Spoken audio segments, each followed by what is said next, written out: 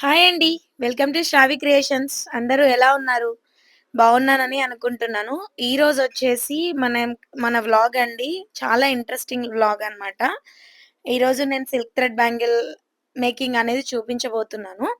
నేను ఆ silk thread బ్యాంగిల్స్‌కి ఎలాంటి మెటీరియల్ యూజ్ చేశాను, ఎలా నేను బ్యాంగిల్‌ని రెడీ చేశాననేది మీకు చూపిస్తాను. ఇదొచ్చేసి మనకి బ్రైడల్ సెట్ చేయమన్నారండి. సో, నేను బ్రైడల్ సెట్ చేస్తున్నాను. చూసేద్దాం రండి. బ్యాంగిల్‌కి సిల్క్ థ్రెడ్ అనేది చాలా నీట్‌గా చుట్టుకోవాలి. ఫస్ట్ మనమొచ్చేసి ఎంత నీట్‌గా చుట్టుకుంటే కుందన్స్ అనేవి అంత నీట్‌గా స్టిక్ అయితాయండి. ఎందుకంటే అంటే కొంతమంది లూజ్ చుడతారు బ్యాంగిల్‌కి. లూజ్ చుట్టినప్పుడు దాని పైన పెట్టే కుందన్ కూడా ఊడిపోవడానికి ఛాన్సెస్ ఉంటాయి. సో, ఎంత నీట్‌గా మనం చుట్టుకుంటే అంత బాగొస్తాయండి. ఈ సిల్క్ థ్రెడ్ బ్యాంగిల్స్ అనేవి. First of all silk thread బ్యాంగిల్స్‌ని మనం మేక్ చేసేటప్పుడు చాలా జాగ్రత్తలు తీసుకోవాలి ఫ్రెండ్స్. అవి కొంచెం అటు ఇటు అయినా గూడా డిజైన్ మొత్తం కొలాప్స్ అయిపోతుందనమాట. సో, ఫస్ట్ బేసికే సిల్క్ థ్రెడ్ అనేది బ్యాంగిల్‌కి చుట్టడం. ఆ థ్రెడ్‌ని మనం నీట్‌గా చుట్టుకుంటేనే చాలా నీట్‌గా వస్తుందనమాట. ఇప్పుడు చూడండి, నేను సిల్క్ థ్రెడ్ బ్యాంగిల్‌ని మొత్తం నీట్‌గా చుట్టేసుకున్నాను. ఆ తర్వాత గ్లూ స్టిక్ చేసుకోవడం అనేది ఇంపార్టెంట్. ఈ గ్లూ చేసేవాళ్ళు కొంతమంది చేసే మిస్టేక్స్ ఏంటి అంటే, గ్లూ అంతా బ్యాంగిల్ అంతా అంటించుకుంటారు. అది చాలా ఆడ్‌గా కనిపిస్తుంటదనమాట బ్యాక్ సైడ్ నుంచి. సో, అట్లా కాకుండా నీట్‌గా ఒక ఆహ్, గ్లూ పెట్టి స్టిక్ చేసుకోవాలి. దాని పైన మనం ఫస్ట్ మెటీరియలొచ్చేసి మనం కాసు తీసుకున్నాం ఫ్రెండ్స్. వాళ్ళు కాసు మోడల్‌లో అంటే ట్రెడిషనల్‌గా అడిగారు కస్టమర్స్ అన్నమాట.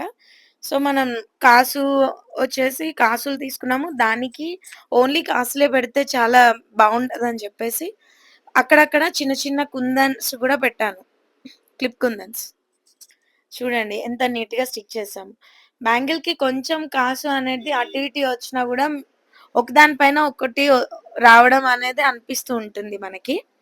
సో, అలా కాకుండా దాని పక్కనే కింద కొంచెమే జస్ట్ కొంచెం లోపలికి పెట్టేసి మనం చేస్తే బావుంటుందది.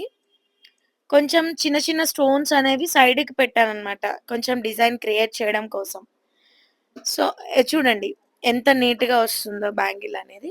నేను కొంచెం ఫార్వర్డ్ మోడ్‌లో పెట్టాననమాట. ఎందుకంటే, ఈ బ్యాంగిల్ చేసేటప్పుడు హార్డ్‌లీ నాకు 1 అవర్ పైన పట్టింది.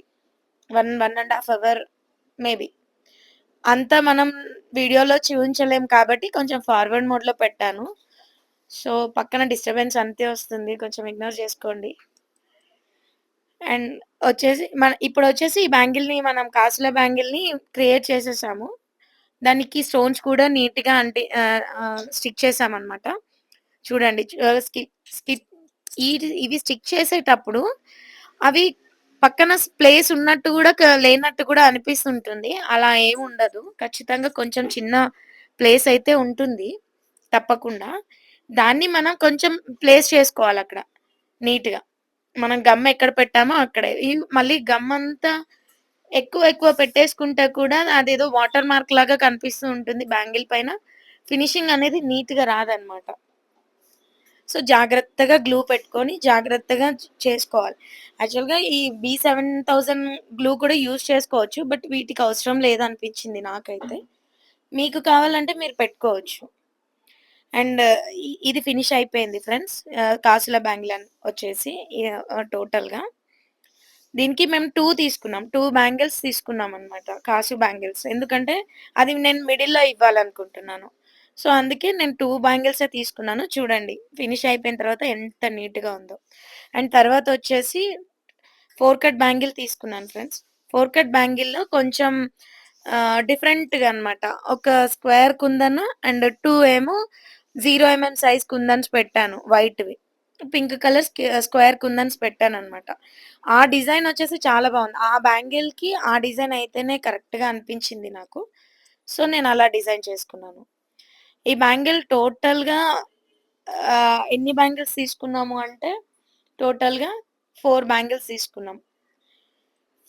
అంటే ఈ హ్యాండ్‌కి 2 బ్యాంగిల్స్, లెఫ్ట్ హ్యాండ్‌కి 2 బ్యాంగిల్స్ అలా తీసుకున్నామనమాట. అవి ఫస్ట్ ఏమనిపించిందంటే గ్రీన్ కూడా యూజ్ చేద్దాం అనిపించింది. కానీ మళ్ళీ వేరే మ్యాట్‌లో తీసుకోవాలనిపించింది నాకు. సో, అందుకే పింక్‌తో టోటల్‌గా తీసుకున్నాను. టోటల్ బ్యాంగిల్ ఈ 4 బ్యాంగిల్స్ నేను నాకు చేయడానికి నాకు హార్డ్‌లీ ఒక 20 మినిట్స్ పట్టింది. ఇది చేయడానికి చాలా ఈ డిజైన్ చేయడానికి కొంచెం ఎందుకంటే సన్నగా ఉంటుంది బ్యాంగిల్. 4 కట్ కదా ఇది. కొంచెం సన్నగా ఉంటుంది. దాని మీద మనం కుందన్స్ 2 కుందన్స్ పెడుతున్నాం కాబట్టి, ఆ 2 కుందన్స్ అనేవి చాలా జాగ్రత్తగా పెట్టాలి. సో, వీటి మధ్యలో మళ్ళీ నేనొచ్చేసి ప్లెయిన్ బ్యాంగిల్స్ కూడా తీసుకున్నాను. అది మొత్తం బ్యాంగిల్స్ అయిపోయిన తర్వాత వాటిలో నేను కలిపేటప్పుడు నేను మీకు చూపిస్తాననమాట. సో, ఎంత లెంత్ వీడియో పెట్టడానికి నాకు టైం దొరకలేదు. అందుకే నేను మీకు అవి కూడా చుట్టడం నేను మీకు చూపించలేదు. ఈ ఈ బ్యాంగిల్స్ వచ్చేసి ఈ 4 బ్యాంగిల్స్ తీసుకున్నాను. అండ్ ఆల్సో ఇవి స్ట్రెయిట్‌గా తీసుకోవాలండి మళ్ళీ. స్ట్రెయిట్ అంటే కొంచెం లైన్ క్రాస్ అయినా గూడా చూడడానికి కొంచెం ఇట్లా జిగ్‌జాగ్ లాగా కనిపిస్తూ ఉంటుంది. చూడ్డానికి కూడా బావుండదనమాట. ఇవి చేసేప్పుడు చాలా కాన్సంట్రేట్‌గా తీసుకుంటూ చేయాలి. అండ్ గ్లూ కూడా చూడండి కొంతమంది చేసే మిస్టేక్స్ ఏంటి అంటే, గ్లూ కూడా స్ట్రెయిట్‌గా ఒకేసారి పెట్టేసి దాన్ని స్టిక్ చేస్తూ ఉంటారు. అప్పుడు అదంతా పక్కన అంతా కనిపిస్తూ ఉంటది. అలా చేయకూడదు. ఎక్కడ మనం కుందన్ పెడతామో అదే ప్లేస్‌లో గ్లూ పెట్టుకోవాలి. అలా చేయాలన్నమాట.